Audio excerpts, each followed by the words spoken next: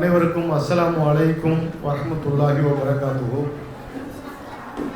5ஆம் ஆண்டு துவக்க விழாவில் அடியெடுத்து வைத்திருக்கக்கூடிய எம்எஸ்கே பெண்கள் நல்வாழ்வு வழிகாட்டி மையத்துடைய இந்த நிகழ்ச்சிகள் மிக அழகாக வடிவமைக்கப்பட்டிருக்கிறது. அதற்கு முதலாவதாக இதை சிறப்பாக நடத்தி கொண்டிருக்கிற பரக்காத் ஆலிமாவுக்கும் இன்னும் பல ஒஸ்தாதுமார்கள், ஆலிமாக்கள், பெற்றோர்கள், மாணவ மாணவிகள் அனைவருக்கும் அல்லாஹு தாலா பரக்கத் செய்வானாக என்ற துவாவுடன் ஒரு சின்ன உரையை நிகழ்த்தி விடைபெறுகிறேன். அதாவது மஸ்ஜித் சேவை குழுங்கிறது ஒவ்வொரு மஸ்ஜிதுமே மக்களுக்கு ஒரு கலங்கரை விளக்கமாக அமையணும். அந்த மஸ்ஜிதை சுற்றி வசிக்கக்கூடிய மக்கள் தங்களுடைய பிரச்சனைகள் எதுவாக இருந்தாலும் அந்த நிர்வாகத்தை கான்டாக்ட் பண்ணணும். குறைஞ்சபட்சம் அந்த நிர்வாகிகள் தங்களால் முடிஞ்சதுன்னா அந்த உதவிகளை செய்யலாம். முடிலினா கூட இப்படிப்பட்ட கஷ்டவாளிகள் இருக்கிறாங்கன்னு தெரிஞ்சாவது வச்சுக்கலாம். அப்படி தெரிஞ்சு வைக்கும்போது கூட ஏதாச்சும் ஒரு வகையில் இப்படி நம்ம முகல்லாவில் இப்படிப்பட்ட சிரமத்தில் இருக்கிறவங்க இருக்கிறாங்க அப்படிங்கிற தெரிஞ்சு வச்சுக்கிட்டாவது ஏதாவது ஒரு நாளில் வாய்ப்பு கிடைக்கும் போது உதவி செய்வாங்க அப்படிங்கிற ஒரு அடிப்படையில் நாமளும் ஒவ்வொரு மஸ்ஜிதாக போய் இன்றைக்கி சென்னையிலேருந்து கன்னியாகுமரி வரைக்கும் பக்கத்தில் இருக்கிற கர்நாடகா, ஹைதராபாத்து, உத்தரப்பிரதேசம், இப்போ போன மாதம் கேரளா, இப்படி ஒவ்வொரு பள்ளிவாசலாக போய் ஆரம்பிச்சுக்கிட்டே இருக்கிறோம். இதில் 1100 பள்ளிவாசலில் இந்த செயல் திட்டம் நடந்துட்டு இருக்குது. இப்போ கூட எம்எஸ்கே ஜூனியர்ஸ்லாம் அவங்க பார்த்த அந்த குடும்பங்களுடைய கஷ்டங்கள்லாம் சொன்னாங்க. சொல்லும்போது நிர்வாகிகள் என்ன சொன்னாங்கன்னா, அந்த எந்தெந்த குடும்பங்களெல்லாம் அவங்க போய் பார்த்தாங்களோ அல்லாஹ்வோட கிருபையில் அந்த குடும்பங்களுக்கெல்லாம் நாங்கள் மளிகை ஜாமானம் கொடுத்துக்கிட்டு இருக்கிறோம், சின்ன சின்ன உதவிகளும் செஞ்சுக்கிட்டு இருக்கிறோம் அப்படின்னாங்க. இப்படி நடந்துக்கிட்டே தான் இருக்குது. பட் இருந்தாலும் கூட ஹசனாத்துபுரத்துக்கு பார்க்கும்போது அந்த சூழ்நிலையில் ஒரு பெண்களுடைய மதரசா, பெண்களுக்கான ஒரு மக்தப் மதரசா, பெண்களுக்கான ஒரு நிஸ்வான் மதரசா, பெண்களுக்கான ஒரு டியூஷன் சென்டரு, பெண்களுக்கான இந்த மாதிரியான விஷயங்கள்லாம் இருக்கான்னு கேட்கும்போது அப்போ இல்லாமல் இருந்தது. அந்த நேரத்தில் இதை எப்படி நடத்துறது, இங்கே தேவையாச்சே, இங்கே அவசியமாச்சே அப்படி போது நம்ம ஆலிமா முன் வந்தாங்க. அவங்க முன் வந்தாங்க. அன்னையிலேருந்து இன்ன வரைக்கும் அவங்களும் ஒரு அர்ப்பணிப்போட நடந்துட்டு இருக்கிறாங்க.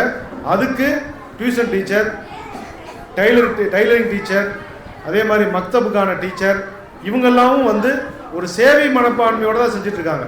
இந்த மதரசா முழுக்க யாரும் நடத்தலை. நடத்துகிறவங்களே யார் அப்படின்னா இந்த டீச்சர்ஸ் தான் நடத்திட்டு இருக்காங்க. நான் இருக்கிறதெல்லாம் ஈரோடு, திருப்பூர் தான் இருக்கிறோம். பட் நம்ம இங்கே வர்றதில்லை. ஆனால் இங்கே நடத்துறது அத்தனையுமே அந்த டீச்சர்ஸ் தான் நடத்திட்டு இருக்காங்க. முழுக்க அல்லாவுக்காக, அல்லாவுடைய திருமுகத்துக்காக ஆர்வத்தோடு அவங்க செஞ்சிட்ருக்கிறாங்க. இப்போ இந்த மதரசா இப்படி ஆரம்பிக்கணும் அப்படின்னா இது என்ன நோக்கம்? இப்போ பெண்கள் எல்லா கஷ்டங்களையும் நேரடியாக போய் நிர்வாகத்திட்ட சொல்ல முடியாது. பல்வேறு நோய்களாக இருக்கலாம், சிரமங்களாக இருக்கலாம், வெளியில் சொல்ல முடியாத பிரச்சனையாக இருக்கலாம். வெளியே தெரிஞ்சிச்சுன்னா கஷ்டம்தான், பிரச்சனை தான். ஆனால் வெளியே தெரிஞ்சு எல்லாருக்கும் பரவிடுச்சுன்னா அது ரொம்ப அவமானமாக போயிருமே. இது வெளியே தெரியக்கூடாது, இது யாருக்கும் தெரியக்கூடாது, ஆனாலும் என் பிரச்சனை தீரணும் அப்படின்னா என்ன செய்யறது? அதுக்கான ஒரு வழிமுறைக்கு தான் இந்த மதரசா. இது மதரசாவே அல்ல. மதரசாங்கிறது இது ஒரு அம்சம், அவ்வளோதான். இது பெண்கள் நல்வாழ்வு வழிகாட்டி மையம். மருத்துவ வழிகாட்டுதல், குடும்ப பிரச்சனைக்கு வழிகாட்டுதல், குடும்பத்தை தொழிலை உருவாக்குறதுக்கு வழிகாட்டுறது, உடலை ஆரோக்கியமாக வச்சுக்கிறதுக்கு வழிகாட்டுறது, இப்படி பல வழிகாட்டுறதுக்கு தான் ஆரம்பிச்சிருக்கிறோம். ஆனால் அதில் மதரசாவும் ஒரு முக்கியமான அம்சமாக இருக்குது. அந்த அடிப்படையில் மதரசா நடந்துட்டு இருக்குது. ஆனால் இப்போ என்ன சொல்ல வரேன் அப்படின்னா, நீங்கள் பெண்கள் நீங்கள் யார்கிட்டையாவது உங்களுடைய பிரச்சனைகளை யார்கிட்டையாவது ஷேர் பண்ணவே முடியாது. நீங்கள் சொந்த பந்தங்கள்கிட்ட போய் சொல்லக்கூட முடியாது, அண்ணன் தம்பிகிட்ட கூட போய் சொல்ல முடியாது. சில விஷயங்களை ஜமாத்தில் போய் எப்படி சொல்லுவீங்க? சொல்கிறது உங்களுக்கு ரொம்ப கஷ்டமான விஷயமா இருக்கும். அப்படி இருக்கும்போது நீங்கள் ஆலிமாட்ட சொல்லலாம். அது அமானிதமாக பாதுகாக்கப்படும். உங்கள் எந்த பிரச்சனையாக இருந்தாலும் அதை நீங்கள் ஆலிமாட்ட தாராளமாக சொல்லலாம். ஆலிமா யார்ட்டையும் சொல்ல போகிறதில்ல. அதெல்லாம் நாங்கள் வீடியோ எடுக்க மாட்டோம், கவலைப்படாதீங்க. இந்த மாதிரி பயானத்தை வீடியோ எடுப்போம். உங்கள் பிரச்சனையை சொல்லுங்கள். அப்படி சொல்லும்போது அந்த பிரச்சனைக்கு தீர்வுகளையும் இன்ஷா அல்லாஹ் 90% அந்த பிரச்சனைக்கு தீர்வும் உங்களை சேரும். ஆலிமா மூலியமாகவே சேரும். குறிப்பாக மருத்துவத்துக்கு சொல்கிறேன். முதலமைச்சர் காப்பீடு அட்டை என்கிட்ட இல்லை அப்படின்னு சொல்கிறவங்க உண்மையாக கையை தூக்க பார்க்கலாம். என்கிட்ட முதலமைச்சர் காப்பீடு அட்டை இல்லை, கை தூக்குங்க. ஆலிமா நீங்கள் தான் கவனிக்கணும். எத்தனை பேர் கை தூக்குறாங்க பாருங்கள். சரி, யாரெல்லாம் கை தூக்குனீங்களோ முதல்ல 5 லட்ச ரூபா வாங்கி கேஷை டெபாசிட் பண்ணி வச்சுக்கோங்க. எப்போ வேண்டாலும் தேவைப்படலாம். ஆச்சா? அதாவது நமக்கு என்ன ஒரு நம்பிக்கை அப்படின்னா, எல்லாருக்கும் நோய் வரும், ஆனால் எனக்கு மட்டும் வராது. ஏன்னா அல்லாஹ்வுக்கு என் மேலே ரொம்ப பிரியன்னு நினைக்கிறோம். ரொம்ப பிரியப்படுறவங்களுக்கு அல்லாஹ் சோதனை கொடுப்பான், அதையும் பார்த்துங்க. அதனால முதலமைச்சர் காப்பீடு அட்டை வாங்கி வைக்கிறதுங்கிறது ஒரு நாளത്തെ சமாச்சாரம், 2 நாளത്തെ சமாச்சாரம். சரி, காப்பீடு அட்டை இருக்குதுன்னு சொல்கிறவங்களாம் கை தூக்க பார்க்கலாம். சில பேர் 2க்குமே கை தூக்க மாட்டாங்க. அப்படிப்பட்டவங்களுக்குலாம் அடுத்த வருஷம் அவார்டு கொடுக்கலான்னு இருக்கோம். யாரெல்லாம் காப்பீடு அட்டை வச்சிருக்கிறவங்க, இது எதுக்குமே கை தூக்காம இருந்தா எப்படி? சரி, முதலமைச்சர் காப்பீடு அட்டை வச்சிருக்கிறவங்களும் போய் செக் பண்ணுங்க. அதை கொண்டுட்டு போய் ஒரு இ சேவை மையத்தில் கொடுத்து செக் பண்ணி இது உயிரோடு இருக்குதா மௌத்தா போச்சான்னு செக் பண்ணுங்க. பல கார்டு வச்சிருப்பீங்க, கார்டு இருக்கும், ஆனால் கார்டில் போய் காட்டினீங்கன்னா அது மௌத்தா போய் ரொம்ப நாளாக கிடக்கும். அதே மாதிரி கார்டே வாங்காமல் இருப்பீங்க. இந்த மாதிரி ரொம்ப ரொம்ப மோஸ்ட் இம்பார்ட்டன்ட் விஷயம். இந்தியாவில் வருஷத்துக்கு 4 கோடி பேர் நல்ல நிலைமையில் இருந்தவங்க பிச்சைக்காரன் ஆனதுக்கு காரணம், கடன்காரன் ஆனதுக்கு காரணம், வட்டிக்கு வாங்கினதுக்கு காரணம் ஒரே ஒரு ஆப்ரேஷன், அவ்வளோதான். ஒரு அறுவை சிகிச்சை. கல்யாணத்தை கூட சிம்பிளாக பண்ணிக்கலாம், கல்யாணத்தை கூட எப்படியாவது பயான் பண்ணி சிம்பிளாக பண்ண சொல்லி நம்ம புத்தி சொல்லிட்டே இருக்கலாம். நீங்கள் ஆப்ரேஷனை போய் எப்படி சிம்பிளாக பண்ண முடியும்? டாக்டர் ஆப்ரேஷனை கொஞ்சம் சிக்கனமாக செய்யுங்க, முடிஞ்சால் கத்தி இல்லாமையே கையில் கிழிக்க முடியுமான்னு பாருங்கள், சொல்ல முடியுமா? அப்போ ஆப்ரேஷனாக பண்ணித்தான் ஆகணும், இதெல்லாம் தவிர்க்கவே முடியாது. ஆனால் அதுக்கு இந்த கவர்மெண்ட் கார்டு ரொம்ப யூஸ்ஃபுல்லாக இருக்குது. நாங்கள் போன மாதம் மட்டும் கிட்டத்தட்ட ஒரு 1.25 கோடி ரூபாய்க்கு மேலே இந்த சமுதாயத்துக்கு அந்த கார்டு மூலிமா நாங்கள் காசை மிச்சம் பண்ணி கொடுத்துருக்குறோம். அப்படி இல்லைன்னா அவங்கெல்லாம் கடன் வாங்கியிருப்பாங்க, வட்டிக்கு வாங்கியிருப்பாங்க. அதனால் இதெல்லாம் கொஞ்சம் புத்திசாலித்தனமான வேலைங்க, இந்த கார்டு வாங்கி வச்சுக்கிறது. அதே மாதிரி ரேஷன் கார்டில் பேர் அதை கரெக்டாக வச்சுருக்கணும். ரேஷன் கார்டில் உள்ள பேர், ஆதார் கார்டில் உள்ள பேர், முதலமைச்சர் காப்பீடு அட்டையில் உள்ள பேர் 3 கரெக்டாக இருக்கான்னு செக் பண்ணிக்கணும். இந்த டாக்குமெண்ட் விஷயத்தில் நம்ம ரொம்ப ரொம்ப ரொம்ப கோட்டையை விட்டு உட்காந்துருக்கிறோம்.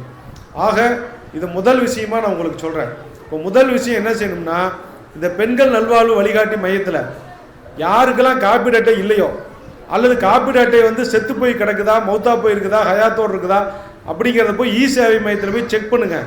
இதெல்லாம் செக் பண்ணிவிட்டு உடனடியாக ஆலிமாட்டை நீங்கள் லிஸ்ட்டு கொடுக்கணும். எங்களுக்கெல்லாம் காப்பீடு அட்டைக்கு ஏற்பாடு பண்ணி கொடுங்க, இந்த காப்பீடு அட்டை ரெனியூவல் பண்ணுறது எப்படி, இதெல்லாம் செஞ்சு வச்சுக்கணும். சரினா வட்டிக்கு தான் வாங்கணும், கடன் தான் வாங்கணும், ஒரு ஊராக போய் வசூல் பண்ணி தான் ஆப்ரேஷன் பண்ணணும். இன்னொரு விஷயம் என்ன, இந்த காப்பீடு அட்டை பற்றி சொல்கிறேன் பாருங்கள். இது ஒரு சப்ஜெக்ட்டுக்கே நான் இவ்வளோ நேரம் ஆகுது. 40 சப்ஜெக்ட் நான் பேசணும்னு நினச்சிட்டு இருக்கிறேன். பயப்படாதீங்க, அத்தனையும் சொல்ல மாட்டேன். இந்த ஒன்றுக்கு என்னென்னா, இப்போ காப்பீடு அட்டைங்கிறது என்ன சொல்கிறாங்கன்னா, நீ ஆரோக்கியமான நிலைமையில் வாங்கி வச்சுக்கோ, நோய் வந்ததுக்கப்புறம் நீ வாங்கினீங்கன்னா செல்லாதுன்னு போட்டிருக்குது கவர்மெண்ட்டு. யாருக்கு தெரியாது. உதாரணத்துக்கு நல்ல நிலைமையில் இருக்கும்போதே காப்பீடு அட்டை வாங்கி வச்சுட்டீங்க, ஹார்ட் அட்டாக் வந்துருச்சு, 4 லட்ச ரூபா செலவு செய்யணும், காப்பீடு அட்டையை வச்சு பண்ணிக்கலாம். ஆனால் ஹார்ட் அட்டாக் வந்ததுக்கப்புறம் தான் ஓடுறாரு தாலுகா ஆஃபீஸுக்கு, விஓ ஆஃபீஸுக்கு போய் கார்டு வாங்கிட்டு சார் வாங்கிட்டேன் சார் அப்படின்னு சொன்னீங்கன்னா மூச்சு தான் வாங்குமே தவிர உங்களால் காசு வாங்க முடியாது கவர்மெண்ட்லேருந்து. இது எத்தனை பேருக்கு தெரியும்? யாருக்கு தெரியும்? யாராவது தெரிஞ்சுதான் சொல்லுங்க பார்க்கலாம். எனக்கு முன்னாடியே தெரியுங்க, கை தூக்கம் தெரிஞ்சுக்கிறேன், நானும் தெரிஞ்சுக்கிறேன். முன்னாடியே எனக்கு தெரியும், நீங்கள் சொல்கிற சமாச்சாரம்லாம் முன்னாடியே தெரியுமா? அனுபவப்பட்டிருக்கிறீங்களா? காப்பீடு அட்டை வாங்கினதுக்கப்புறம் செல்லாதுன்னு சொன்னாங்களா? வெரி குட், உட்காருங்க. அவங்களுக்கு என்ன கஷ்டப்பட்டிருப்பாங்கன்னு அவங்களை கேட்டுங்க. நான் முன்னாடியே உங்களுக்கு சொல்கிறேன், முஸ்லீம் சமுதாயம் எப்போவுமே வருமுன் காப்போம் திட்டத்துக்கு வரவே வராது. வந்த பின்னாடி தான் கதறுன்னு கதறும். ஏன் நம்ம சொல்லி கொடுத்துருக்குறோம்ல, கடைசி நேரத்தில் களிமா சொன்னால் சொர்க்கத்துக்கு போகலான்னு சொன்னோம்ல, அதுவே எல்லாத்துக்கும் ஃபாலோ பண்ணுறது. கடைசி நேரத்தில் களிமா சொன்னால் சொர்க்கத்துக்கு போவோம், சரி ரைட்டு. ஆனால் நமக்கு என்னென்னா அதே ஃபார்முலா, கடைசி நேரத்தில் காப்பீடு அட்டை வாங்கினாலும் தப்பிச்சிருவோம், கடைசி நேரத்தில் படித்தாலும் எக்ஸாமில் பாஸ் பண்ணிடுவோம், கடைசி நேரத்துலன்னு வாழ்க்கையே கடைசியாக போயாச்சு. அதனால தயவு செஞ்சு இதை வாங்கி வைங்க. இப்போ எதுக்காக சொல்ல வரேன்னா, இப்போ அந்த இல்லாதவங்களும் இருந்தும் அது பயன்படுத்தாதவங்களும் அதை பற்றிய விவரம் தெரியாதவங்களும் இப்போ இந்த பெண்கள் நல்வாழ்வு வழிகாட்டியத்துக்கு போய் கேட்கணும், எங்களுக்கு வாங்கி கொடுங்கன்னு கேட்டால் ஆலிமா எங்கள்கிட்ட கேட்பாங்க, நாங்கள் அதை போய் செய்யுங்கன்னு சொல்லுவோம். நீங்கள் கேட்கவே இல்லை, எப்படி கிடைக்கும்? அழுகிற புள்ள தானே பால் குடிக்கும். தட்டுங்கள் திறக்கப்படும், கேளுங்கள் கொடுக்கப்படும். நீங்கள் கேட்டால் தான் கிடைக்கும், கேட்காத வரைக்கும் கிடைக்கவே கிடைக்காது. அப்போ இந்த மாதிரி போகணும். அதே மாதிரி நான் ஒரு முக்கியமான பாயிண்ட் புல்லட் மாதிரி சொல்லிடுறேன், படன்னு. 2வது முக்கியமான விஷயம், நம்ம செய்கிற தப்பு, புள்ள வயசுக்கு வந்துருச்சு, 21 வயசு ஆயிடுச்சு, 22 வயசு ஆயிடுச்சுன்னா மாப்பிள்ளை பார்க்குற வேகம் கூடிக்கிட்டே போகுது. மாப்பிள்ளை பார்க்கணும், வயசாகிட்டு போகுது. உண்மைதான், சீக்கிரமாக மாப்பிள்ளை பார்க்கணும், 18 வயசு ஆனாலே மாப்பிள்ளை பார்க்க வேண்டியதான், வேணான்னு சொல்ல. ஆனால் அந்த அவசரத்தில் சில புரோக்கர்களை நம்பி, புரோக்கர்கள் இல்லைன்னா கல்யாணம் நடக்காது. அவங்க உண்மையிலேயே பாராட்டுக்குரியவர்கள் தான். புரோக்கர்னு சொல்லக்கூடாது, அவங்கள வந்து இங்கிலீஷில் அதை என்ன சொல்கிறது, திருமண அமைப்பாளரா, திருமண மீடியேட்டர்னு சொல்லலாம், மேரேஜ் அசம்பிளர்னு சொல்லலாம். இன்றைக்கி அவங்க மட்டும் இல்லைன்னா கல்யாணம் வந்து நடக்குமா அப்படிங்கிறது கேள்விக்குறி தான். பட் அதுலேயும் எல்லாத்துலேயுமே சில தவறானவங்க இருக்கத்தான் செய்வாங்க. டாக்டரில் தவறானவங்க இருப்பாங்க, இன்ஜினியரில் தவறானவங்க இருப்பாங்க, வக்கீல்லையும் தவறானவங்க இருப்பாங்க. எல்லா மனிதர்களும் எல்லா இடங்களிலும் இருப்பார்கள் இல்லையா?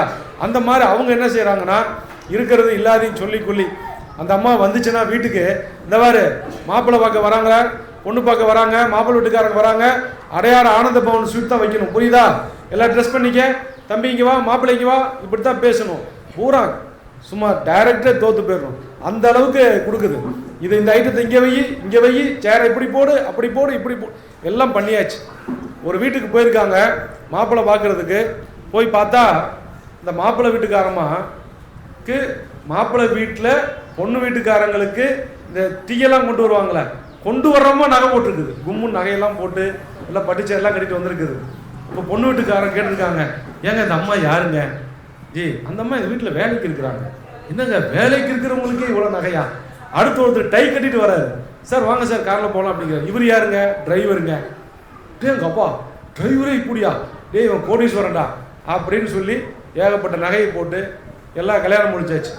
அந்த அந்த மாப்பிள்ளை வீட்டுக்காரம்மா சொல்லிச்சான், இங்கே பாருங்க, எங்கள் சாப்பாடு டேஸ்ட்டே தனி, காசு கொடுத்துருங்க, நாங்களே சமைச்சுக்கிறோம். ஏன்னா எங்கள் டேஸ்ட்டை உங்களால் கொண்டு வர முடியாதுன்னு இருக்குது. ஒன்றுக்கு ஆகாத சாப்பாட்டையும் தயிர் சட்னியும் போட்டு 30 லட்ச ரூபாய் வாங்கிருச்சு. சீரி ஜாமானெல்லாம் எங்களுக்கு வேண்டாம், அது எதுக்கு எங்களுக்கு, வீட்டு சார்ஜ் கொடுத்துட்றோம், நீங்களே ஃபில்அப் பண்ணிக்கங்க அப்படின்னு அதுக்கு ஒரு 6 லட்ச ரூபாய்க்கு கப்போர்டு வரைக்கும் அடிக்க வச்சிருக்குது. யாரு? மாப்பிள்ளையோட அம்மா. கடைசியாக கல்யாணம்லாம் முடிஞ்சதுக்கப்புறம் யாரா அந்த டை கட்டின ஆள்னு பார்த்தா சச்சா, யாரா அந்த சப்பளை பண்ண அம்மான்னு பார்த்தா எல்லாம் காலம்மா. அப்போ இப்படிலாம் மேஜிக் ஷோ பண்ணிடலாம். இந்த பொண்ணு வீட்டிலேருந்து நகையை வாங்குறதுக்காக அவங்க படுத்துகிற பாடுகளை கொண்டு போய் பார்த்து அவசரப்பட்டு, மனசுக்கும் மனமும் தான் திருமணம். ஆனால் இங்கே இப்போ பணமும் தான் திருப்பணம்னு வேணால் மாற்றிக்கலாம். நம்ம திருமணம்னு சொல்லக்கூடாது, எல்லாமே திரு பணம். இப்போ பணத்துக்கும் தான் கல்யாணம் நடந்துட்டு இருக்குது, மனசுக்கு கல்யாணமே இல்லை. அப்போ அந்த அளவுக்கு பணத்தை காட்டுறதுலையும், தங்களுடைய கௌரவத்தை பெருசாக காட்டுறதுலையும், அதாவது பொண்ணு வீட்டுக்காரங்களை ஏமாத்துறதுக்காக மாப்பிள்ளை வீட்டுக்காரன் போடுற நடிப்பு வேஷம், டேங்க அப்பா இப்படி போய்கிட்டு இருக்குது. சமீபத்தில் ஒரு திருமணம் சென்னையில் நடந்துச்சுன்னு ஊரை மாற்றி சொல்கிறேன். தடபுடலாக கல்யாணம், லட்சக்கணக்கான செலவு, எல்லாம் முடிஞ்சிருச்சு. காலையில் நேரத்தில் நிக்கா வைக்கிறாங்க, சீக்கிரமாக வைக்கிறாங்க. நிக்கா நடக்க போகுது, டிஃபன் நடந்துட்டு இருக்குது, மதியானம் அவங்க சொன்ன மாதிரி விதவிதமான சாப்பாடு எல்லாமே நடந்துகிட்டு இருக்குது. அந்த நேரத்தில் ஒரு போலீஸ் ஜீப் வந்து நிற்கிது. அதுலேருந்து ஒரு பொண்ணு கீழே இறங்கி நேராக வருது. எல்லாம் திக்குன்னு பார்க்குறாங்க. மாப்பிள்ளை வீட்டுக்காரங்களும் வந்துட்டாங்க, பொண்ணு வீட்டுக்காரங்களும் வந்துட்டாங்க. இன்னும் கொஞ்சம் நேரத்தில் நிக்கா நடக்க போகுது. போலீஸ் ஜீப்பிலிருந்து ஒரு பொண்ணு கீழே இறங்கி வந்து சொல்லுது, இந்த மாப்பிள்ளைக்கும் எனக்கும் கல்யாணமாகி 3 வருஷம், அவர் சம்சாரம் நான் தான் அப்படின்னு சொல்லுது. சொன்னவொன்னே எல்லா எவிடென்ட்டையும் காட்டுது. மாப்பிள்ளையை பிடிச்சி தூக்கிட்டு போயிடுறாங்க. கல்யாணம் நிற்கிது. அந்த பொண்ணு வீட்டுக்காரங்க கதறுன்னு கதறாங்க. நான் கேட்குறது, அந்த ஒரு மாப்பிள்ளைக்கு திருமணமாச்சான்னு கூட விசாரிக்கிறதுக்கு அவருக்கு முடியல, திருமணமாச்சான்னு கூட விசாரிக்கல. அப்போ அந்த அளவுக்கு அந்த பங்களாவை பார்த்துட்டா, அந்த சொத்தை பார்த்துட்டா, போனவனு முதல் கேள்வி என்ன, பொண்ணு அப்படின்னா எவ்வளோ நகை போடுவாங்க? இது வந்து மாப்பிள்ளை வீட்டுக்காரன் கேள்வி. பொண்ணு வீட்டுக்காரன் கேட்குற கேள்வி, மாப்பிள்ளைன்னு சொன்னால் அவருக்கு சொந்த வீடு இருக்குதா? இப்போ பொண்ணு மாப்பிள்ளையும் வாழ்கிறதா வேணாமா? உனக்கு தேவை சொந்த வீடு, அவனுக்கு தேவை 100 பவுன் நகை. ஆனால் கணவன் மனைவி அன்போடு வாழ்கிறது எங்கே? கணவன் மனைவி ஒருத்தர் பாசத்தோடு வாழ்கிறது எங்கே? கணவன் மனைவி ஒருவருக்கு ஆடையாக வாழும்னு சொன்னாங்களே, அது எங்கே? இதெல்லாம் எதுக்கு சொல்ல வரேன்னா, நீங்கள் இந்த பெண்கள் நல்வாழ்வு வழிகாட்டி மையத்தை எப்படி நீங்கள் யூஸ் பண்ணணும் அப்படின்னா, நீங்கள் மாப்பிள்ளை பார்க்கறதுக்கு முன்னாடி அவன் எந்த ஊருக்காரனா இருந்தாலும் சரி, அவனுடைய ஃபோட்டோவும் பயோடேட்டாவும் ரகசியமாக கொண்டு வந்து நீங்கள் ஆலிமாட்ட கொடுங்க. ரகசியமாக கொடுங்க. நாங்கள் அந்த மாப்பிள்ளை எந்த ஊருக்காரன்னு பார்த்து அந்த முகல்லாவில் வச்சு விசாரித்து சொல்லக்கூடிய வேலையையும் நாங்கள் செய்வோம். புரியுதா? பெண்கள் நல்வாழ்வு வழிகாட்டி மையம் அப்படின்னா இதோடைய நோக்கத்தை நீங்கள் புரிஞ்சுக்கணும். இது என்ன அப்படின்னா, ஏதோ அல்லமா பட்டம் கொடுக்கறது, பள்ளிகா பட்டம் கொடுக்கறது, மக்தப் மாசா நடத்துறது, டியூஷன் சென்டர் நடத்துறது, தையல் கிளாஸ் நடத்துறது மட்டுமல்ல, இப்படிப்பட்ட கனெக்ஷன்லாம் இந்த நீ நினைச்சா பயன்படுத்தலாம். அதே மாதிரி யாசகர்கள். இன்னைக்கு எங்க பார்த்தாலும் முஸ்லீம் பெண்களும் முஸ்லீம் ஆண்களும் அப்பா பார்த்தா தாடி தொப்பி சுப்பா பிச்சை, அந்த பக்கம் பார்த்தா புர்கா பிச்சை, எங்க பார்த்தாலும் பிச்சை. எங்கேயாவது அந்த அளவுக்கு கிறிஸ்தவர்கள் பிச்சை எடுத்து பார்த்துருக்கீங்களா? சிலுவை ஓட்டு பிச்சை பார்க்கவே முடியாது. எங்கேயாவது மார்வாடி பிச்சை எடுத்து பார்த்துருக்கீங்களா? அவனும் மனுஷன் தானே. எங்கேயாவது மார்வாடி பிச்சை எடுத்துருக்காங்களா? எந்த மதத்துக்காரங்களும் இல்லைங்க. பிச்சைனாவே புர்காவும் தாடி தொப்பி சுப்பா தாங்க. எங்க பார்த்தாலும் பஸ் ஸ்டாண்டு போனா, பள்ளிவாசல் தொழுகு போனா, தர்காவுக்கு போனா, ரோட்ல வீட்டில் நீ ரம்ஜான் ஸ்டார்ட் ஆயிடுச்சா அவ்வளோதான், எல்லாம் வண்டி தூக்கிட்டு கிளம்பிடுங்க. இதில் உண்மை என்னன்னா, பாதி பேர் முஸ்லீமே கிடையாது. முதல் புரிஞ்சுக்கங்க. இது பூரா நம்ம பேரவே கெடுக்கிறது. இப்போ முஸ்லீம் இப்போ பார்த்தா ஒரு கவர்மெண்ட் பார்க்குது, ஒரு இந்த இந்திய சமூகம் பார்க்கும்போது என்னடா அந்த முஸ்லீம் பயலுக்கு பூரா பிச்சைக்காரனா இருப்பாங்களான் இருக்குது. பார்க்க மாட்டாங்களா? ஆனால் இதுக்கு காரணம் நாம அல்ல. இதில் இன்னும் சொல்ல போனால் 90% முஸ்லீம்கள் அல்ல. 90% பேர்கள் விதவிதமானவர்கள் புர்காவை மாற்றிக்கிட்டு வராங்க, விதவிதமான தாடி தொப்பியோடு வராங்க. ஒரு பெரிய பள்ளிவாசல்ல அபா போட்டு தாடி தொப்பி ஜுப்பாவோட அபா போட்டு அப்படியே பெரிய பெரிய உலமாக்கள் மாதிரி நின்று வசூல் பண்ணிட்டு இருக்கிறாங்க. நம்பாளுகளா அந்த ஊரை வீட்டை சுற்றி தெருவை சுற்றி கஷ்டப்படுறாங்கப்பா.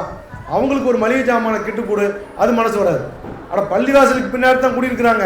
அந்த அம்மா தனியாக இருக்குது, விதவை, கணவனால் கைவிடப்பட்ட பெண்ணு, நோயாளி, உழைக்க இயலாத பெண்ணு, ஒரு கிட்டு கொடு அப்படின்னா கொடுக்க மனசு வராதவங்க கூட இந்த ஆளுகளை பார்த்தோன்னே 500-1000 போடுவாங்க. அப்போ நான் அப்படியே நின்று பார்த்துட்டே இருந்தேன். எனக்கு டவுட் வந்துருச்சு. நேராக போனேன் அவங்கள்ட்ட, ஏங்க களிமா சொல்லுங்க அப்படின்னு. உடனே அங்கே இருக்கிறவங்களாம் என்னை என்ன ஆச்சா இப்படி போய் கேட்டீங்க? இந்த உருவத்தை பார்த்து எப்படி உங்களால் கேட்க மனசு வந்துச்சு?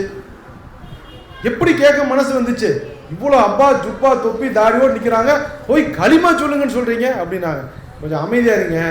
அவங்களுக்கு அவங்க உருது, நமக்கு தமிழ் தான் தெரியும். கரெக்டாக அந்த நேரத்தை பார்த்து நம்ம உருதுக்காரர் வந்தார் நண்பர், ஜி நான் கேட்குற கேள்விலாம் கேளுங்க, அவங்களை களிமா சொல்லுங்க அப்படின்னு. அவங்க சொன்னாங்க களிமா சொல்லுங்கன்னாரு அவர். களிமா அப்படிங்க, ஏங்க களிமா சொல்லுங்க.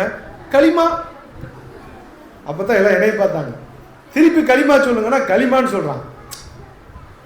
அப்போ தான் ஏப்பா களிமானா நீ இந்த மாதிரி லாயிலாக இல்லை, எனக்கு அதெல்லாம் தெரியாது. அப்புறம் எல்லாத்தையும் கூப்பிட்டு உட்கார வச்சு நீங்கள்லாம் யாருன்னா முஸ்லீமே கிடையாது, எல்லாம் அஸ்ஸாம்காரங்க, எல்லாம் அஸ்ஸாம். பார்த்தா அப்படி இருக்கிறாங்க. இப்போ நீங்கள் காசு கொடுக்குறீங்க இல்லையா, தர்மம்.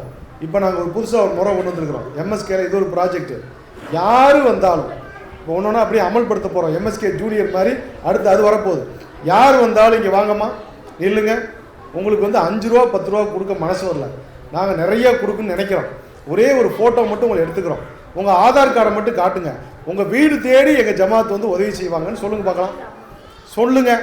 அவங்க உண்மையிலேயே ஆதார் கார்டையும் காட்டி அவங்க ஃபோட்டோ எடுக்க அனுமதி கொடுத்து அதை நீங்கள் வாங்கிட்டீங்கன்னா அவங்க தமிழ்நாட்டில் எந்த ஊராக இருந்தாலும் அங்கேயும் எம்எஸ்கே இருக்கும். அவங்க அந்த வீட்டுக்கே போகட்டும், போய் பார்க்கட்டும். உண்மையான ஏழையாக இருந்தால் கண்ணியமாக உதவி செய்யலாம். பொய்யான ஏழைக்கு நாம ஏன் உதவி செய்யணும்? கேரளாவில் ஒரு பிச்சைக்காரன் இறந்துட்டான். இறந்த பிச்சைக்காரன் அழுக்கு மூட்டை வச்சுருக்கிறான். சரி, அழுக்கு மூட்டையில் என்னடா இருக்குன்னு எடுத்து பார்த்தா 2 கோடி ரூபா பணம்.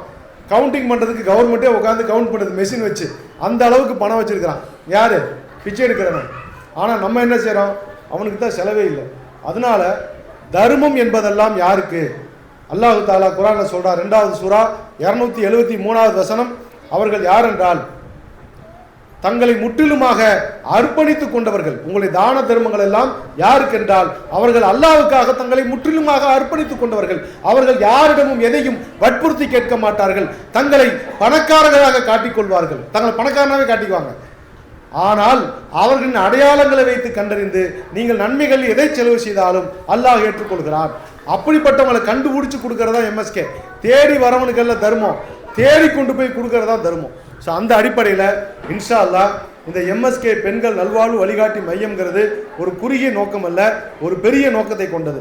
உங்களுடைய மருத்துவத்துக்கு அறுவை சிகிச்சை, யாராவது மருத்துவ டாக்டரு உங்களுக்கு அறுவை சிகிச்சை செய்ய சொன்னால் உடனே ஆலிமாவை கான்டாக்ட் பண்ணுங்கள்.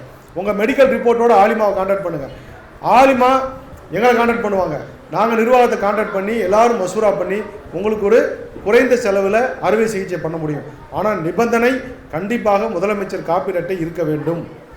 அந்த முதலமைச்சர் காப்பீடு அட்டையில் இருக்கக்கூடிய நோயாளியின் பெயர் ஆதார் அட்டையிலையும் ரேஷன் கார்டுலையும் ஒரே மாதிரி இருக்கணும். அதெல்லாம் இப்போ செய்யுங்க, இதெல்லாம் நாளைக்கு செய்ய வேண்டியது, நோய் வந்ததுக்கு அப்புறம் அல்ல. இதுபோல் இப்பொழுது ஆரம்பித்திருக்கிற எம்எஸ்கே ஜூனியர்ஸ், இந்த எம்எஸ்கே ஜூனியர்ஸுங்கிறவங்க இந்த முகல்லாம் மட்டும் போனால் பத்தாது. எல்லா முகல்லாவுக்கும் போகணும். அந்த குழந்தைங்க போய் அந்த குடும்பத்தை பார்த்துட்டு வந்துடுவாங்க. அதுக்கப்புறம் பேரண்ட்ஸ் போய் பார்க்கணும், வறுமையை காட்டணும். நாம் சுகத்தையே காட்டிக்கிட்டு இருக்கிறோம், செல்வ செழிப்பவே காட்டிக்கிட்டு இருக்கிறோம். அது இன்ஸ்டாகிராமு.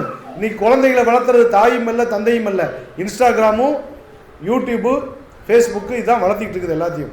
அது இடத்த போய் பார்ப்பாங்க எல்லாரும், பாருங்கள். அதில் எல்லாமே சந்தோஷம், நகைச்சுவை, சிரிப்பு, அதை விட இதை விட இன்னும் சினிமா, இப்படி தான் போயிட்டே இருக்கும். அப்போ நம்ம குழந்தைங்க நமக்கு இல்லை. நல்லா கேட்டுங்க, உங்கள் குழந்தை உங்கள் துவா வாங்கணும்னா, இன்றைக்கி இருக்கிற குழந்தைகளுக்கு 5 வயசு 10 வயசுனா 5இல் வளைந்தது தான் 50இலும் வளையும், 5இல் வளையாதது 50இலும் வளையாது. இப்போ ஏகப்பட்ட பெற்றோர்கள் முதியோர் இல்லத்துக்கு போயிட்டுருக்குறாங்க. அதுக்கு என்ன காரணம் அப்படின்னா, குழந்தைங்க பார்க்க மாட்டேங்குது. குழந்தைகளே இல்லாதவங்க இல்லை, எல்லாம் 2 பசங்க 3 பசங்க 4 பசங்க இருக்கிறாங்க. பசங்களுக்கு 40 வயசு 50 வயசு ஆயிடுது. ஆனால் தாய் தந்தையை கவனிக்கிறதில்ல, பார்க்குறதில்ல, சோறு கொடுக்கறதில்ல, கெட்ட வார்த்தை திட்டுறது, தூக்கி ரோட்டில் ஓட்டு போகிறவங்களாம் இருக்கிறான். கொண்டு போய் நம்ம தான் அள்ளி கொண்டு போய் முதியோர் இல்லத்தில் விட்றோம், செஞ்சுக்கிட்டு தான் இருக்கிறோம், டெய்லி நடந்துக்கிட்டு தான் இருக்குது. ஏன் இந்த குழந்தைக்கு மாறினாங்க? நம்மளாம் பெற்றோம், நம்மளாம் பால் ஊட்டினோம், நம்மளாம் சோறு போட்டோம், நம்மளாம் ஸ்கூலுக்கு கூட்டிகிட்டு போனோம், நம்மளாம் அவனுக்கு துணி வாங்கி கொடுத்தோம். இத்தனை செஞ்ச தாயவே மறந்துட்டானே, இத்தனை செஞ்ச தந்தையவே மறந்துட்டானே. ஏன் மறந்தான்? எப்படி வளர்ந்தான்? எப்படி உருவானா? இப்போ சொல்கிற எல்லாத்துக்கும் குழந்தைகளும் கேட்குறாங்க, பெரியவங்களும் கேட்குறாங்க. உங்கள் பையனுடைய திறமையை வளர்த்திட்டா உங்களை பார்த்துக்குவான்னு நினைக்காதீங்க. பையன் ஃபஸ்ட்டு மார்க் வாங்கிட்டா நம்ம நாளைக்கு நல்லா பார்த்துக்குவான் நினைக்காதீங்க, நம்பாதீங்க. உங்கள் பையன் ஓட்டப்பந்தயத்திலையும் பேச்சு போட்டிலையும் பரிசு வாங்கிட்டு வந்துட்டான் அப்படின்னா அவன் நாளைக்கு உங்களை பார்த்துக்குவான்னு தயவு செஞ்சு நம்பிடாதீங்க. அவன் இப்போ இந்த மாதிரி தன்னுடைய திறமைகளை வளர்த்தி கொண்டிருக்கிறான். ஆகா என் குழந்தை மேடையிலே பேசிவிட்டது, ஆகா என் குழந்தை போட்டியிலே ஜெயித்து விட்டு வந்து விட்டது, ஆகா என் குழந்தை கப்பு வாங்கிட்டு வந்து விட்டது, என் குழந்தை ஃபஸ்ட்டு மார்க் வாங்கிட்டு வந்தது. இந்த குழந்தையெல்லாம் உங்களையே காப்பாற்றாது, அந்த குழந்தை அரை காப்பாற்றிக்கும். அந்த குழந்தை அவன் பொண்டாட்டி உள்ளே பார்த்துக்குவானே தவிர பெற்றவங்களை பார்க்கறதுக்கு அவன் வாய்ப்பு இல்லை. அவன் பணக்காரன் ஆவானே தவிர உங்களை பார்ப்பான்னு நம்பாதீங்க. உங்களை பார்க்குற குழந்தை யார் அப்படின்னு இப்போ சொல்ல போகிறேன். அது எந்த குழந்தை தெரியுமா? காலையில் அம்மாவுக்கு ஹெல்ப் பண்ணுற குழந்தை. அது போய் காய்கறி வாங்கிட்டு வந்து கொடுத்தா அந்த குழந்தை உங்களை காப்பாற்றும். வீட்டை சுத்தம் பண்ணுச்சுன்னா அந்த குழந்தை உங்களை காப்பாற்றும்.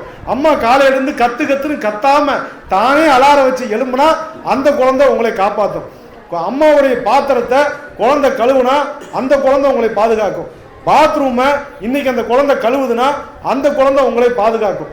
இப்படி எப்போ வீட்டு பிரச்சனைகளை, வீட்டு வேலைகளை இந்த குழந்தைகள் இந்த வயதில் செய்கிறதோ இதே குழந்தைக்கு தான் அந்த வயதில் நாட்டை காப்பாற்றும். இந்த குழந்தை வீட்டை காப்பாற்றிய இந்த குழந்தை நாளை நாட்டையும் காப்பாற்றும், சமூகத்தையும் பாதுகாக்கும், உங்களையும் பாதுகாக்கும். அதனால குழந்தை ஃபர்ஸ்ட் மார்க்கு எப்படி ப்ராக்ரஸ் கார்டில் வாங்குதோ அதே மாதிரி வீட்டு வேலையிலேயே அது ஃபர்ஸ்ட் மார்க் வாங்கணும். பணிவாக பேசணும். தாய் தந்தைக்கு இன்னைக்கே கால் அமுத்த மாட்டேங்கிறான், கால் வலிக்கிற அமுத்துறானா அமுத்த மாட்டேங்கிறான். அவன் எப்படி நாளைக்கு உங்களை கொண்டு வந்து உங்களை வயசான காலத்தில் உங்களுக்கு அமுத்திட்டு இருப்பானா, வேற யாருக்காவது அமுத்திட்டு இருப்பானா? அதனால தயவு செய்து சொல்கிறேன், கேட்டுங்க. குழந்தைகளை வீட்டு வேலை வாங்குறதுக்கு சகிச்சுக்காதீங்க.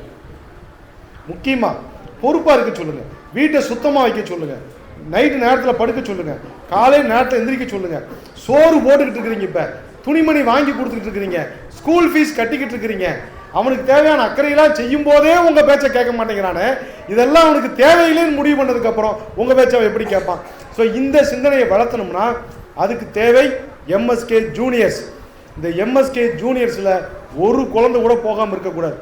நீங்கள் தான் ஆலிமாட்டை சண்டை பிடிச்சி என் குழந்தைகளை கூட்டிகிட்டு போங்கன்னு சொன்னீங்கன்னா நாளை அந்த குழந்தைகள் தாய் தந்தையோட துவாவோட வளரும். இன்னும் மஸ்ஜித் சேவை குழுவின் நல்வாழ்வு வழிகாட்டி மையத்தில் பல திட்டங்கள் வந்த வண்ணம் இருக்கிறது. நீங்கள் ஆலிமாவை கேட்டறிந்து பயன்பெறுங்கள். வாஹிரு தாவானா அனில் அல்ஹம்துலில்லாஹி ரப்பில் ஆலமீன்.